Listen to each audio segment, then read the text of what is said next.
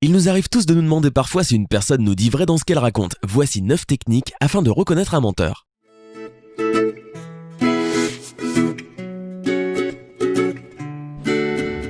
Numéro 9, gagner du temps. Parfois, les personnes qui mentent veulent gagner du temps. Afin d'atteindre leur objectif, ces personnes sont susceptibles de répéter inutilement la question posée. Cela va leur permettre d'avoir plus de temps pour réfléchir.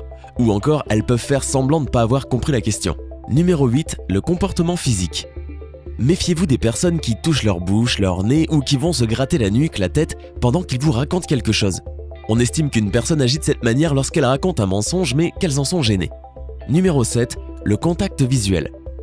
Si une personne ne vous regarde pas dans les yeux, a le regard fuyant et regarde un peu partout sauf dans vos yeux, alors qu'habituellement elle n'a aucune difficulté à vous fixer, posez-vous des questions. D'autres personnes au contraire vous fixeront de manière délibérée en pensant que ce qu'ils diront sera plus crédible s'ils vous fixent. Donc les menteurs auront soit du mal à vous regarder, soit vous regarderont excessivement dans les yeux afin de prouver qu'ils disent vrai. Numéro 6, les signes physiques. Le fait de mentir provoque du stress. Le stress enclenche certains signes physiques, par exemple le ton de la voix qui change, parler rapidement, une respiration saccadée, rougissement ainsi que transpiration. Numéro 5, les détails inutiles. Même si on leur a pas demandé, certains menteurs vont donner des précisions inutiles à leur histoire qu'ils vous content et vont détailler leur récit en pensant que cela va enterrer tous vos doutes. Dans ce cas-là, vous pouvez simplement écouter avec détail ce que votre interlocuteur vous raconte et lui demander ensuite de répéter. Si l'histoire est fabriquée, il sera très difficile pour cette personne de se rappeler des détails qu'elle vous a donnés.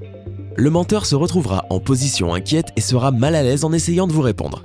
Numéro 4, le silence. Lorsqu'une personne susceptible de vous mentir vous raconte une histoire et qu'un court instant de silence survient, si cette personne est très gênée par ce moment de silence et qu'elle se met tout de suite en position défensive, il est fort probable que cette personne vous mente. Numéro 3, le choix des mots. Une personne qui ment sera susceptible de choisir, parfois de manière inconsciente, des mots tels que « je te jure »,« franchement »,« en réalité », en voulant être réaliste dans son récit. Numéro 2, fin de la discussion.